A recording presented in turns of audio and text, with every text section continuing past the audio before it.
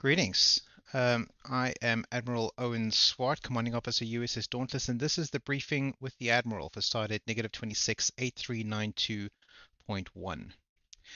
I am the Admiral in question, and today we're going to be talking about something a little more practical, a little less conceptual than the last few webinars. We're going to be talking about the internal organizational structures of the USS Dauntless and how they fit together. So it's important information to understand both as a crew member of the Dauntless and also as an outsider who might be interested in joining, just so that you know how all the various bits and pieces fit together, how we divide up our crew into organizational units that can cooperate towards the various goals we have, the broader mission, individual missions, and that kind of thing. So before we get started on the actual organizational units, there's some terms we need to define, specifically the different kinds of members of the Dauntless. So we have always had a philosophy of Dauntless crew members can choose their own level of involvement. So you sort yourself into these different categories of members based on the level of involvement you wish to engage. And these are the members, the membership categories that we have that I'm talking about. Let's switch to that. There we go. All right, cool. So we've got um, two broad categories in which are divided up into subcategories, so 5 categories in total. So members of the USS Dauntless are welcome to choose their own level of involvement to help the volunteer team manage all the different choices available. The members of the crew are divided into 5 categories. Firstly, active duty members, members who are actively involved in USS Dauntless activities. All active duty members are required to comply with the Dauntless privacy policy. I don't think we need to cover the privacy policy here. It's pretty standard stuff. Right, so of these 3 types of active duty members, we have firstly duty station holders. These are the most important people on the ship. So they are volunteers who are prepared to be actively involved in the running of the ship. We hope that all members will choose to be duty station holders. For this reason, these members are awarded rank promotions and other accolades at a higher rate than all other members in recognition of their efforts. Volunteering is prestigious, and we endeavor to make sure it's never thankless. So these are the core group of members who help to run the USS Dauntless. So duty station holders are people who sign up for a specific role within the ship, so maybe a department head or some other, what we call a duty station, which is a defined role that we have constructed that allows people to know exactly what is expected of them on a day-to-day basis or a month-to-month basis. They commit to those deliverables and are then able to serve the ship in that way. That doesn't mean that if you're a duty station holder that you can't also contribute to the ship in other ways, just that those are the specific tasks that we need you to agree to and to keep up your end on. It's possible to be a single member holding multiple duty stations. We try to discourage that. It's not really fair that one person shoulder a disproportionate amount of the load, but it can be done if you feel like you've got the capacity to handle more than one duty station at a time. But we try to avoid that. The next one is standard position holders. These are members who want to be actively involved but don't wish to carry any specific responsibility. We understand that not everyone is able to commit to serving in a duty station. Members who still wish to be part of the Dauntless family are always welcome. Standard position holders are invited, but not obliged, to earn the necessary qualifications to perform a duty station role at some point in the future. So, as I mentioned, duty stations are positions that carry with them a specific set of required deliverables that are expected of you to perform, because by accepting the duty station, you are committing to those deliverables. But what we do is, if you're not comfortable with committing to that specific list of deliverables, then a standard position is available. So a standard position is kind of a generic position. You'll select a department to serve in. We'll cover departments in a few minutes. We'll go through what that means exactly. So you'll choose a department to serve in, and then you'll be awarded the relevant title for that department. So something like operations officer or medical officer or science technician, something like that. Depending on your rank and department, you'll be awarded a generic title. You can then contribute in any way. So you're not restricted to a specific set of deliverables. You can contribute in any way that you feel fit, in whatever capacity you might have available at the moment. But ideally, we would rather have active duty members sign on as full-on duty station holders, as volunteers, so that we can make sure all the necessary tasks to to govern the ship are covered on a monthly basis. But we recognize that not everybody can commit on a regular basis, or maybe people don't want to be constrained to one duty station or one set of deliverables, so they might choose to go with a standard position, which then opens them up to more freedom to move around, as it were. The third category is recruits. Crew members who have yet to request assignment as either duty station or a standard position. Intended as a temporary status, recruits are expected to choose a department to serve in so that they can transition into either a standard position or a duty station holder. Recruits are expected to make this choice within 30 days of joining the crew. So yeah, it's a temporary status. When you join the crew, you are a recruit. You'll go through an onboarding protocol in which we will show you around. We'll introduce you to all the relevant people. We'll show you which departments are available to you. And then you're expected to make a choice relatively quickly about where you'd like to serve. Now, these choices are not cast in stone just because you've chosen to serve in a particular department today. If you find that you're not satisfied with what happens in that department and you'd like to make a shift, or you find that there's something more interesting elsewhere on the ship, you are free to transfer to different departments. It's not a lifetime decision, but we do urge you to make a choice as quickly as possible so that we can get you out of that recruits pool and into serving on the ship, either as a standard position holder or preferably as a duty station holder. There is something of a pathway here. When you first join the ship, you start off as a recruit, then you choose a department to serve in as a standard position holder, and then there's a logical progression there where, as a standard position holder, you accumulate the necessary prerequisites and qualifications in order to apply for a specific duty station holder. So you start as a recruit, then go standard position, then go duty station. That doesn't necessarily work out that way for everybody, but that is generally intended to be the progression there. So those are the active duty categories of membership, but there are also two categories that fall under non-active duty members. So these are members who meet the minimum requirements of membership, but are not actively involved. While considered members of the crew in principle, they have very limited access to Dauntless systems and are thus not functioning members in any practical way. Non-active duty members have the right to reactivate their memberships at any time by completing the reactivation form. And there are two types of non-active duty members. Let me first explain this section here. So these are members they're people who wish to declare themselves as being members of the USS Dauntless, but don't have the interest or the capacity to be involved in day-to-day activities. They don't have time or interest in attending away missions. They don't want to chat with us on the Dauntless Discord. Maybe they want to see the memes that we post, but they're not interested in engaging actively, and that's perfectly acceptable. So this is the category that we place those kinds of members in.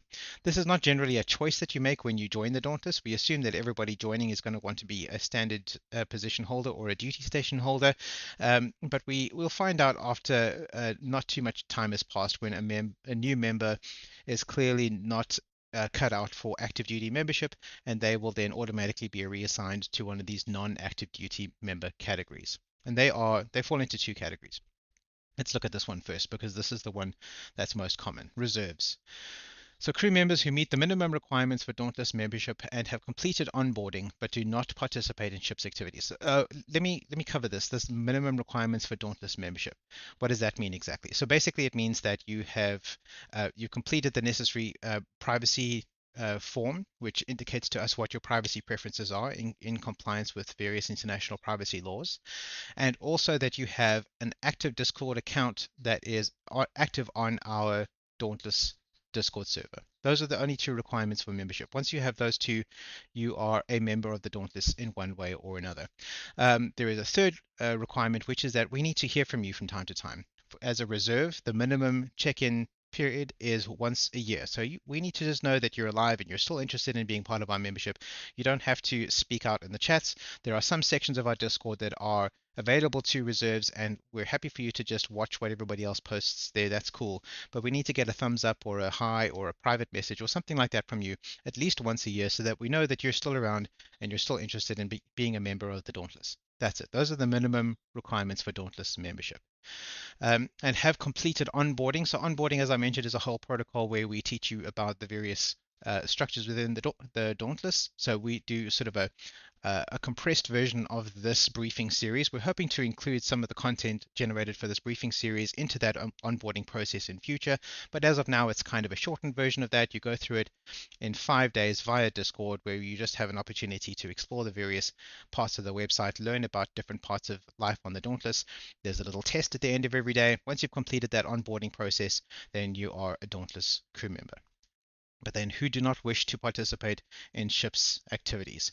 That can be indicated to us either just by sending us a message and saying, hi, look, I'm not really interested in being active. That's fine. Or if you are just a passive member for a certain amount of time, it's usually 6 months, then you will automatically be reallocated down to reserve status. So this is a category for members who choose to be entirely passive in their Dauntless membership.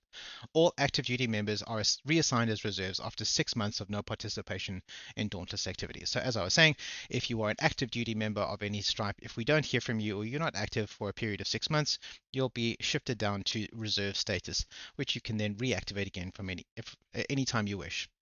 We have to do this because active duty memberships have a certain administrative overhead from the volunteer team. So we have to do a certain amount of work for each active duty member who is active on the roster to make sure that they are happy, able to do the work, that they're on board and doing things actively. And all of that check-in time has a cost in terms of man effort, man hours. Um, so it's easier for us to reallocate people who are not interested or able to engage actively to a separate category so that we don't have to spend that much time checking in with them. Again, the check-in period for reserves is only once a year. If you as a reserve are interested in reactivating your membership and becoming more active again on board, becoming an active duty member again, it's a simple process to do that. You fill in a form, update your privacy preferences, and you're good to go. So that's why we have a separate category for these non-active duty members. For purposes of this classification, um, participation is defined as engaging in any of the following more than once in the last 6 months. So this is what we mean by participation. So if you are uh, uh, an active duty member of the ship, these are the things that you can do in order to count as active. And if we don't find any of these activities from you in a period of 6 months, then you are reassigned to reserve status. So has logged onto the USS Dauntless Discord server in the last 30 days. We can track if anybody has logged in or not. Posts on the Dauntless Facebook group or Discord channels or in the Dauntless Google group. Commenting on a post counts, simply liking it does not. So if you are active in any of those ways, we can check off on our list to make sure that you're active and that you've checked in a way, and that's what that looks like. Attends away missions as a member of the crew, as opposed to simply being present when an away mission is taking place with no intent or involvement as a crew member.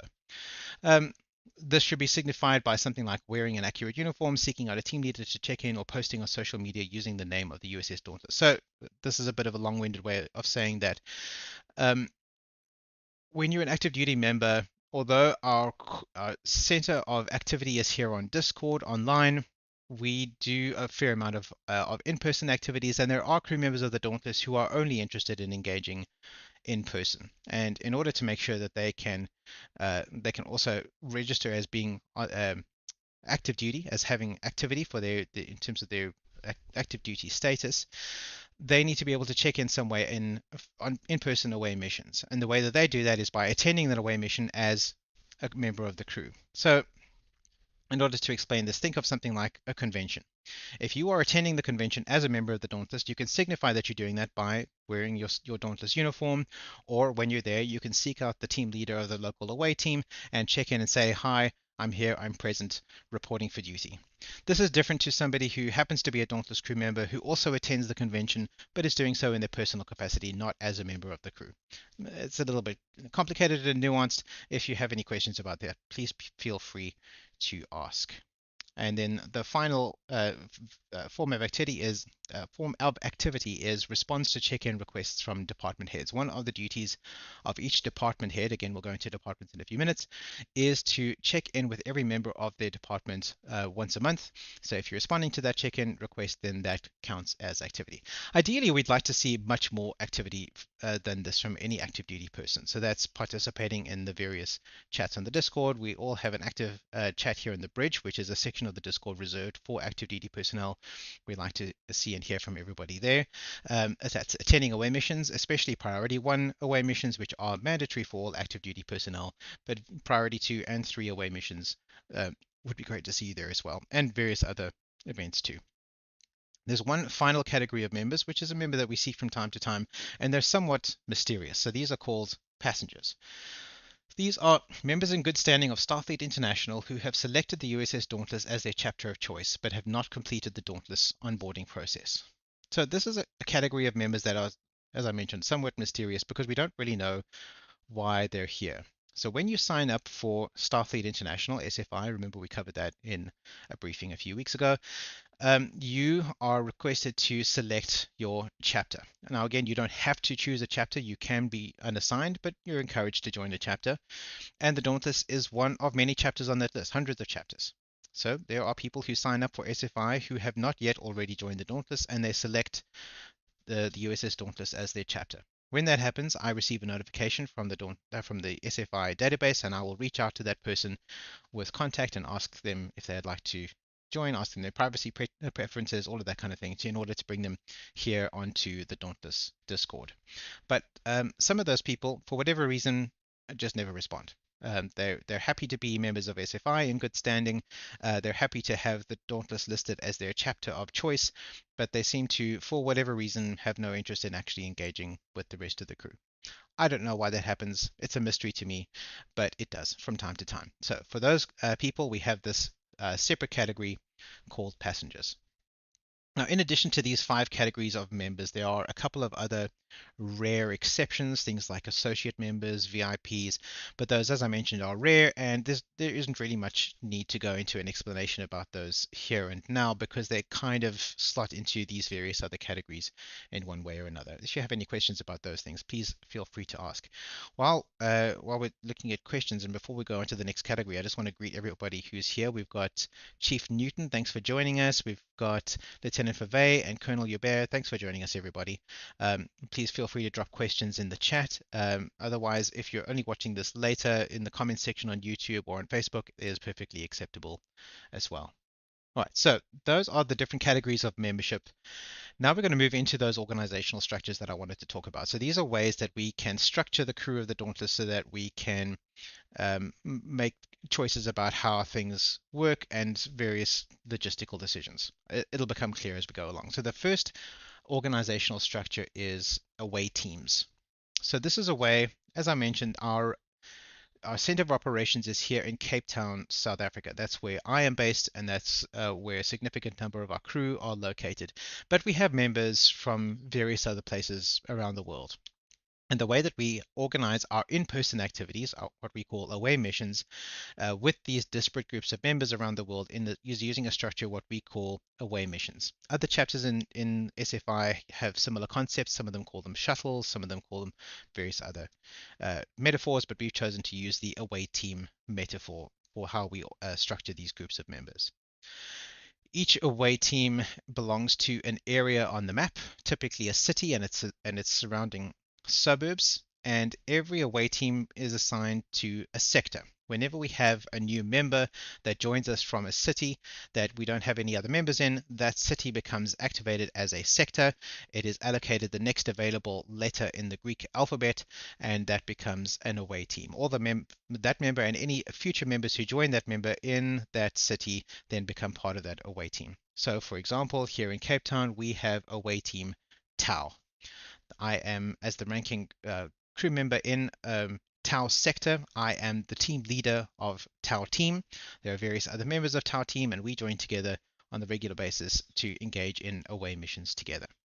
So Tau sector incorporates Cape Town and some of the smaller areas just outside Cape Town. So that includes things like Stellenbosch, Paarl, even down as far as Hermanus could be considered part of Tau sector. If we find that we have a lot of members down right at the fringes down here in Hermanus, or maybe up here in Slanghoek or somewhere like that, and they felt that it was too far out and they couldn't travel into Cape Town whenever there was an away mission, then we might want to split that into 2 separate away teams. But as of now, that's not necessary. So let's zoom out on the map a little bit and see what other away teams we have. So here we have the Western Cape province. Tau is still the only visible one. There we go. There's a second one. Iota team. is based in Bloemfontein, South Africa. So that's in Free State Province, and that's a little bit up north. We have a team up there. And again, same principle applies. We have a ranking crew member in IOTA sector who is the team leader, and she is responsible for coordinating activities within that sector with the other members. So it doesn't really matter what other departments your team members belong to. Any in-person events in your sector, if you are the ranking member, you are responsible for looking after those team members and making sure that they get to go to the in-person events that we're hosting. So there's another away team peeking out there, and that is Alpha Team, which is based in Johannesburg, South Africa. Alpha sector includes not just Joburg, but pretty much the whole of Gauteng province. It's a pretty densely populated area in South Africa. If you're not from around here, you might not be aware. It's basically one big city, and that city is Alpha sector. It's called Alpha because that was the first active sector that was designated when we first introduced the away team metaphor a few years back. I was living in Alpha sector at the time, so it was the first one to be designated because it was my team. I have since moved out of Alpha sector into Tau sector, so that's why that naming convention still exists. So let's zoom out further.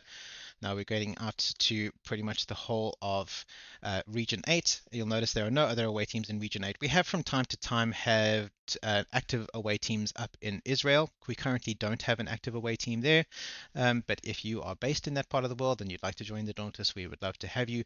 In fact, we would love even more to foster a new chapter in that part of the world. So if you fancy yourself a commanding officer and you're based somewhere up this neck of the woods, then please let me know. We would love to assist you in getting a chapter going. So up here we can also see that's Region 9, Region 20 over there, but we're zooming out further. We've got even more away teams over here.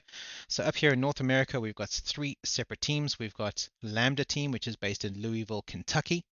We've got Theta Team, which is based in Helena, Montana. And we've got Pi Team, which is based in Tacoma, Washington. So as I mentioned before, Starfleet International, like Star Trek fandom in general, is concentrated in the United States. Most of the members of Starfleet are up there, so it's not surprising that some of the Dauntless members would also be based in that part of the world, despite us being a Cape Town and South Africa-based chapter. So that is the away team mechanic. So whenever we have in-person events, it's typically allocated to a specific area. It's usually run and operated by the team leader of that away team. Some of these away teams consist of only one Dauntless crew member. And when that happens, that away team leader is encouraged to invite civilian friends and family to come and join. Civilians, by the way, we're referring to people who are not members of the Dauntless or of Starfleet International. You don't have to actually be a civilian. You might be an active duty military person or something like that. We use the term civilian slightly differently. So those single person away team leaders are encouraged to invite their civilian friends and family to those missions so that they can also engage in that in-person experience and possibly even turn it into a recruiting opportunity for themselves as well. I think that pretty much covers the away team mechanic. It's a relatively flat mechanic. Each away team has multiple members. The highest ranking member of the team is the team leader. If you have multiple members in a team that are of the same rank, whoever has seniority in the chain of command typically is the team leader. So that might change from time to time. It's pretty complicated, but we'll usually try to get consent before we switch team leaders on an away team, despite people getting promoted and that kind of thing. All right, so we're done with away teams. Let's move on. So the other major organizational structure within the Dauntless is departments. So this is how we divide up the work of what needs to get done in order to run a Starfleet chapter. So I mentioned that we have all of those duty stations and we have various standard positions. Those duty stations and standard positions are all allocated to one of these departments based on the role needed to be fulfilled. So let's read the text. The crew of the USS Dauntless are organized into a number of specialist departments. Volunteers serving within each department are responsible for certain parts of the day-to-day functioning of the ship. So we've got 7 departments. We have the command department, which is facilitation and administration. We'll go into a bit more detail about these shortly. We've got communications department, which is public relations and marketing. Engineering department is asset management and maintenance. Medical department is health and safety. Operations department is organization and logistics. Science department is research and education. Security department is risk management. Um, yeah, that's that's about right. Okay, let's just look at these one by one, and then hopefully it'll become clearer what they all mean. So in the command department, you'll see that that's that handsome fellow over there. Command is the department responsible for keeping the other departments together. They make sure that things are happening the way they're supposed to. They facilitate meetings and events, making decisions regarding the future of the ship, and represent the ship to Starfleet Command. The command department is usually where the ship's highest ranking officers will serve, usually but not always. In military, that is almost always the case. The higher that your rank becomes, the more you switch into the command branch of service, and typically your highest ranking officers are in charge of other officers. In Starfleet, that's not necessarily the case. As I mentioned, rank in Starfleet works a little bit differently. Rank is a recognition of time served, so it's not at all uncommon to have very high ranking officers working under officers who have much lower ranks than them. I don't think that's a situation we have here on the Dauntless at the moment, but it's not at all uncommon in Starfleet in general, and we've certainly had that happen here in the Dauntless from time to time as well. New members who have not yet chosen a department to serve in, aka recruits, remember we spoke about recruits a few minutes ago, are looked after by the command department, but they are not considered members of the department. Recruits are, in effect, a separate group. So that recruits pool, so these are new members who have not yet chosen a department to serve in, they become their own little group, which is looked after by specifically the second officer looks after recruits. Correction, sorry, the recruiting officer looks after the recruits.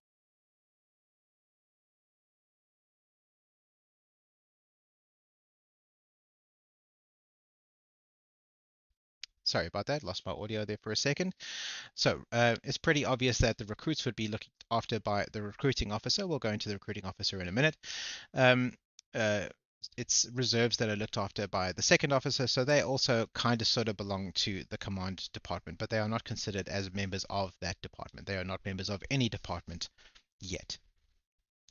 Only volunteer duty station holders can be assigned to the command department. So most departments on board, the other six departments, all permit the assignment of standard positions to those departments. So you can serve in the medical department or operations or communications or whatever as a standard position holder, but that is not true in the command department. In the command department, because we are all members of the senior staff, only duty station holders are permitted to serve in this department. And the duty stations are as follows. We've got commanding officer, that's me. I'm the chapter president. President of the USS Dauntless, responsibility for all operational and policy matters finally rests on the shoulders of the CO, and the CO is authorized to delegate that responsibility to the various other duty stations. The CO is one of two duty stations that are mandated by Starfleet, and this position must always be filled by a member of SFI in good standing. This position may not be held by an enlisted member. So yes, that is accurate. In order to retain our status as a chapter of Starfleet International, there are two positions that have to be filled on board. That is the commanding officer and the executive officer. Starfleet also has stipulations about what qualifications those two members have to have. It includes the Officers Training School, the Officers Command College, and the SFDPP, the Starfleet Data Privacy Policy certifications. Both of those officers need to have completed those three qualifications in order to serve in those positions. All other duty stations are created by the members of the USS Dauntless to serve our own purposes. So that's the commanding officer. I'm not going to go into the duties and qualifications, or else this video is going to take all day. Executive officer, and that is currently filled by Fleet Captain Chris Lynch. Look at his handsome face over there. The executive officer, or XO, is the vice president of the USS Dauntless. It's one of only two duty stations that are mandated by Starfleet, and this position must always be filled by a member of SFI in good standing. This position may not be held by an enlisted member. The executive officer is the department head for the command department. So, command department here, effectively the department head of command is the executive officer. So any duties that are required of a department head must be filled by the executive officer. Now we carry on. So next we have a second officer. Second officer is the junior vice president of the USS Dauntless. This position may only be held by a member of SFI in good standing. So this is not a requirement from SFI. This is a requirement that we have stipulated. We require that our second officer be a member of SFI in good standing. This may be held by an enlisted member, but if it's held by an enlisted member, we have a different name for it. Then it is called the Command Master Chief. Moving on, we have the recruiting officer. This is the officer who looks after the recruits pool. He has a deputy, which is the deputy recruiting officer. You'll notice that some of these positions are currently vacant. So if you are a member of the Dauntless and you're interested in serving in any of these positions, head over to the Dauntless website. There is a link to apply for those positions right there. We're not going to go into excruciating detail about all of these departments, but I'd like to at least browse through the various duty station holders for each department so that we can get a sense of what each department does on board. Communications Department is the public relations department of the USS Dauntless. Comms are responsible for publishing the Dauntless's newsfeed, The Crow's Nest, which is an internal video series. If you're not a Dauntless crew member, you won't know what we're talking about. But if you are a Dauntless crew member, you'll have seen these in the announcements feed, and for producing marketing material like brochures, pamphlets, advertisements, and content for this website. Also, this video series is created by the communications department. You'll notice that we currently are lacking a chief communications officer. So as commanding officer, I'm having to perform all of the duties associated with chief communications officer. But if you are an active duty member, you're interested in becoming the chief communications officer, again, you can apply here. For all of these positions, although some specialist knowledge is required, there is on-the-job training for all of it. So although we appreciate if you have experience relating to the various tools and activities that each of these duty stations requires, you don't really need to have that going in. I or whoever the current superior is of that position will be able to walk you through the various duties, the various tools, and teach you how to do it. So you'll already know how to do the job by the time you take that chair. It might take some time. It could take months or even a year or two before you're ready.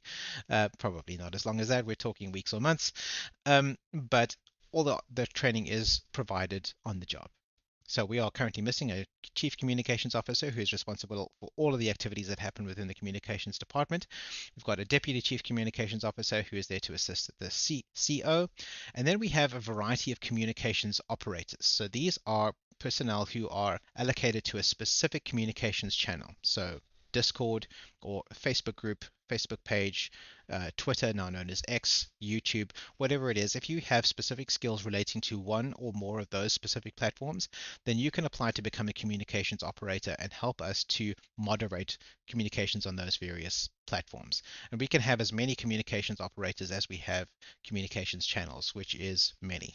Some busier than others, but we could definitely use your help. If you have communications experience in any of those ways, we would really appreciate some assistance here in the communications operator. And again, if you don't have experience, that's fine too. We will provide all the training on the job. Next department is engineering. So engineering is responsible for maintaining the assets of the USS Dauntless. This includes online assets like the website and email list, and equipment like public address systems or projectors. The Dauntless owns very little physical equipment. Pretty much all of the work done by the engineering department is with online assets, which is a little bit more work than you might imagine. There's often reworking done on the website. The website is actually two different websites. We've got the external public website, which we're looking at here. We also have an internal website called the Dauntless Main Computer. Both of those need to be maintained and updated and adjusted from time to time. There's also the Dauntless Discord server, which has a lot of channels and has quite a few people on it, and that needs some maintenance and looking at from time to time. So that's what keeps the engineering department busy. Also working with the various third-party tools that we use. So in the previous video, we talked about using StrideKick for the fitness challenge, using things like Duolingo, all of that kind of thing. Maintaining those links to make sure that we're able to keep all of those things up and running is the responsibility of the engineering team, working in conjunction with the department that is responsible for that activity.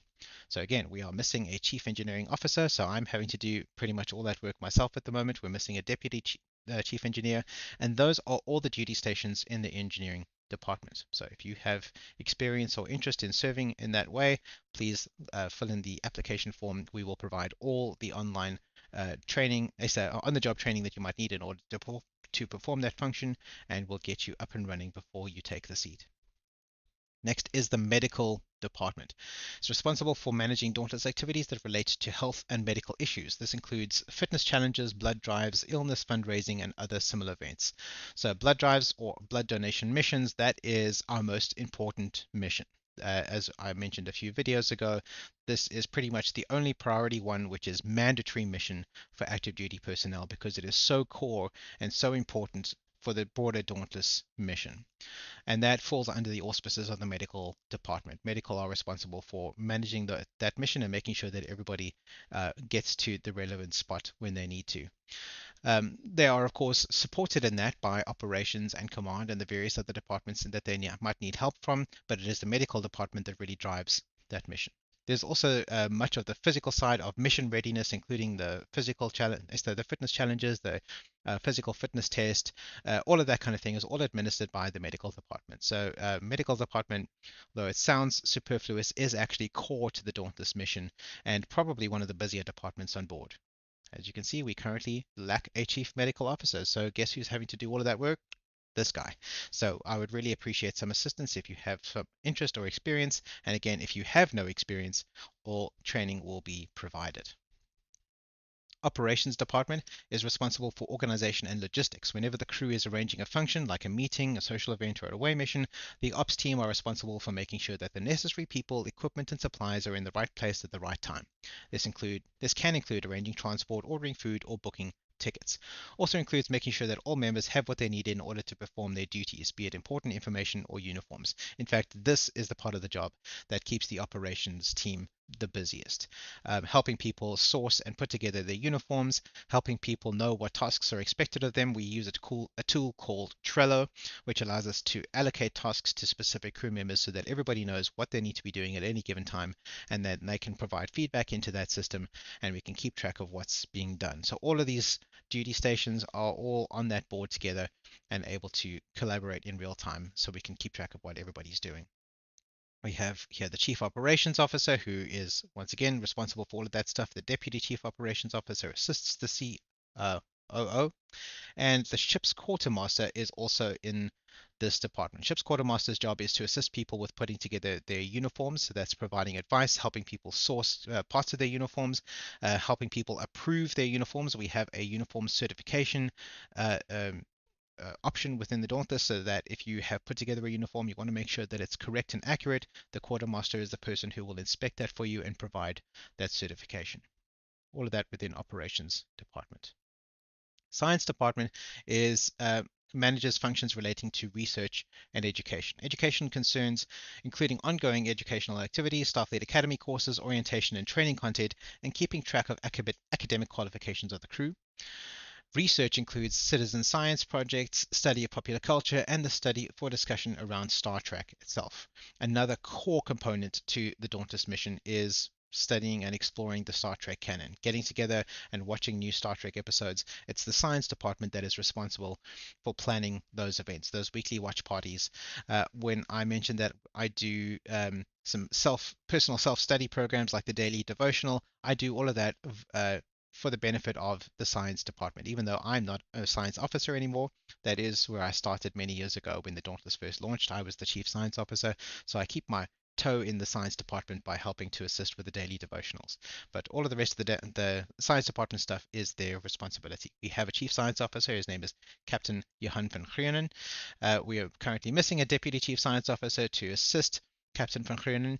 So if you think that you have what it takes to be a Deputy Chief Science Officer of the Dauntless, please sign up as soon as possible. And then finally, we have the security department. They are tasked with keeping the keys of the ship. Volunteers in this department assist other volunteers on board by making sure they each have access to the necessary ship systems in order to perform their respective duties. So as I mentioned, we use a lot of different online tools, each of which has its own authentication policies. We use things like Google Drive, where we have shared documents, but it's only appropriate for certain members on board to have access to certain documents. And it's the security team's job to keep track of who is supposed to have access to what, and making sure that only the appropriate people have relevant access, which is a bit more complicated than it sounds. But if you have access, if you have experience in something like an IAM environment, then this might be the job for you on board. We are once again lacking a chief security officer, so I'm having to do all of that work myself. We would really appreciate the assistance. Please sign up today. All training will be provided so that we can get you up and running before you even take that seat. All right, so this has been a very long briefing, probably our longest to date, but these are the various organizational structures aboard the Dauntless. I'm just going to go back to there. There we go. So as you can see, there's a lot going on. Everything is broken down in a very logical fashion. These things are also not written in stone, and we're constantly making modifications to these various organizational structures on the fly, depending on how standards and norms change, how life on the Dauntless changes, and these things vary from time to time. If any of this stuff is interesting to you, or you have any questions, please ask. Let's see, we have a question in. No, we don't. We don't have any questions, so that's perfectly fine. If you have any questions out of the fact, please drop them in the comment section, either on YouTube or on Facebook, where this video will be posted, and we'll see you again next time.